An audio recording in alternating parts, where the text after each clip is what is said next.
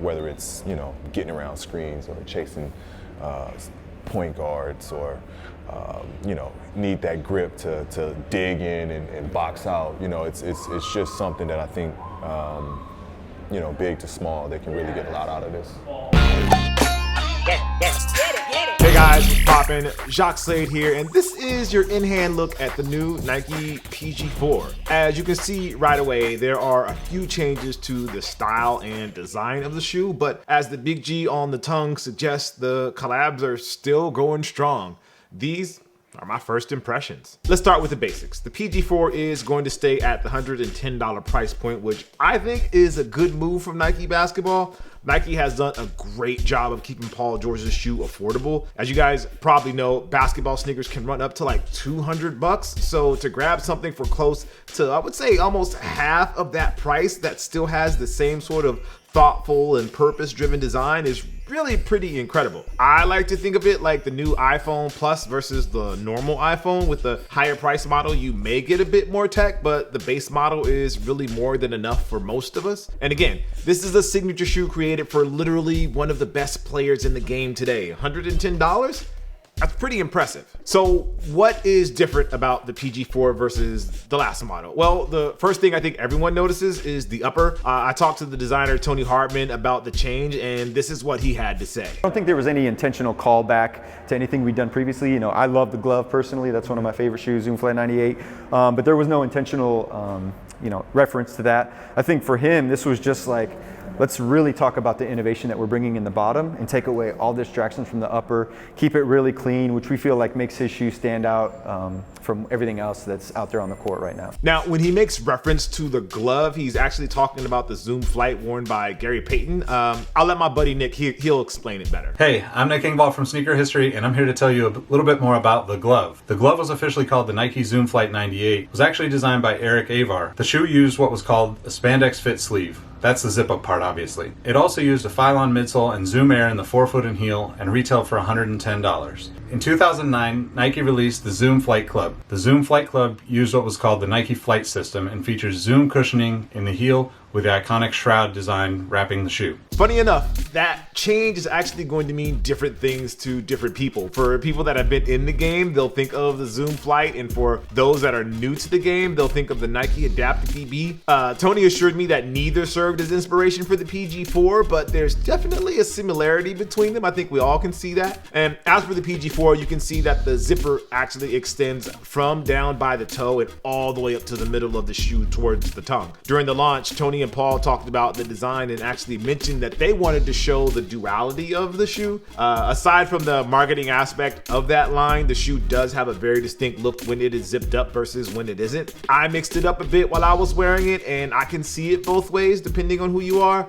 You def have room to play with the color though when it's unzipped by flipping those lace colors, or you can have a more streamlined look if you want to just zip it up. Something else I noticed is that the laces can actually be fed up through the shroud if you want that look. Paul said that this was so that he had access to the laces during the game and didn't have to physically unzip the shoe if he wanted to tighten them up. That makes sense, but it does look a bit weird to me. I like the clean look of the zipper or the complete chaos of the laces being out, one or the other, but definitely not both. But that's just me. The theme of duality isn't just with the function of the zipper though, it also plays out in the look. Tony and Paul chose a synthetic on the upper for the lateral side and a mesh on the medial side that gives us a slightly closer look into the actual construction of the shoe. Instead of fly wire, which they seem to use all the time, we see that they use these ribbons for the eyelets that are actually stitched to the side panels to help with the lockdown and bring the whole shoe up around your foot as opposed to just the top lacing structure being tight. For this particular colorway, you can see the collabs that Paul has been doing is going to continue. For this pair, it adds the Gatorade GX on the tongue and also adds drops of what I would call sweat on the swoosh and within the colors of the shroud. For the black colorway, that effect isn't there, but you still do get that extra protection piece at the toe on the lateral side to help with the side motion to help keep you in the shoe and making that like little side cuts. For the Gatorade collab, that same material is on the heel as well and I would say it adds a little bit of pop to the back of the shoe with the glossy application. Those material choices are definitely going to change though with the look of each shoe, and you can see that with the black pair where they actually use tumbled leather. Okay, one of the most exciting tech sides of the shoe is the cushioning system. Instead of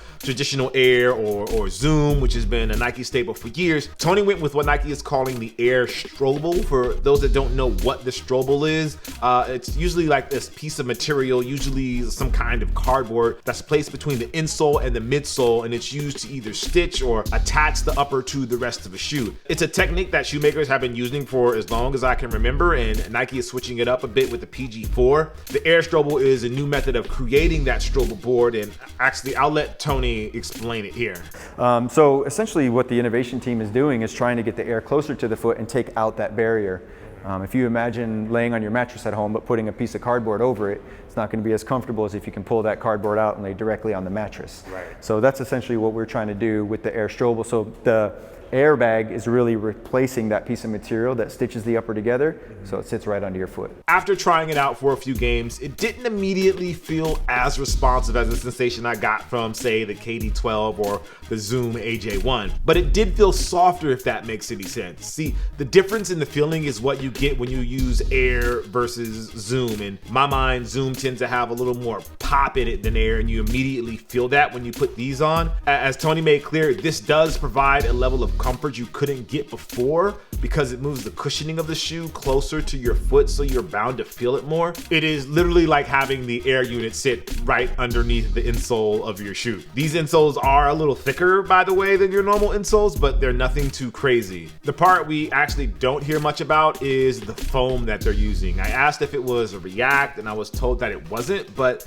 they didn't give me the actual name of the foam. It seems to be the same foam they used last year on the PG3, but I haven't confirmed that. It seems pretty responsive and durable, and it should give you a similar feel with the exception of the Air Strobel. I will call it a step up for sure. One thing that isn't a step up though is the fit. I generally rock between an 11 or 11 and a half, and I absolutely could not wear either of those sizes. I ended up playing in a size 12, which is usually too big for me, but it was perfect for the PG4. Now that could be for a couple of reasons. The most obvious is that the shoe was just cut narrow at the toe, which is where it was most uncomfortable for me. The past models have run a little small, so that is probably the best guess, but it could also be because of the Strobel board has moved up and that impacts the shoe more. And then my third guess is the padding. The area from the heel all the way through the midfoot are padded pretty well and could almost push your foot forward. Either way, you should definitely size up because you're going to need it. So for the outsole, Nike is doing some storytelling and continues the look of the Air Strobel. We usually see some version of herringbone with basketball shoes in this situation, but that isn't the case here.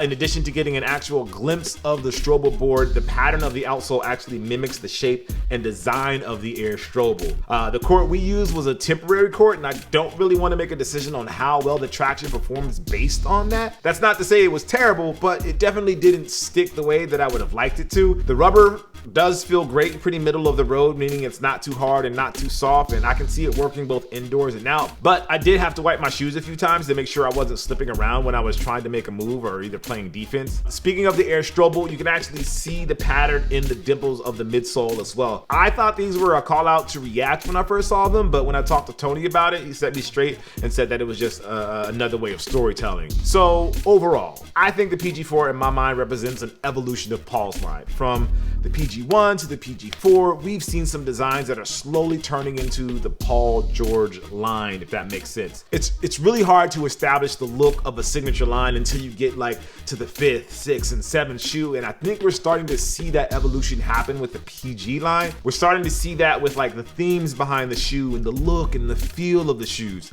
I don't see this PG4 as being like a mind-blowing departure of what we expect from him and Tony, and I also don't see it as a lazy design change. I see it very much in the way that I see Paul's game, a game that adapts and adjusts based on the needs of the night. These aren't position-specific shoes, kind of like Paul's game. They are exactly what you need to get the job done, and when you add in those collaborations and the new Air Strobel tech, you get the push you need to hit that lifestyle lane that stays authentic to PG and doesn't toe the line of what's popular at the moment. I'm personally looking forward to seeing what they have coming for him, and honestly, at this price point, you'll really be hard-pressed to find something that gives you this much tech and basketball-specific design with such a huge focus on comfort with that Air Strobel. But again, these are just my first impressions. I'd love to know what you guys think about Paul's new shoe and if there is a colorway that has caught your eye. Thank you guys for watching. I appreciate you, and I'll see you soon. Peace.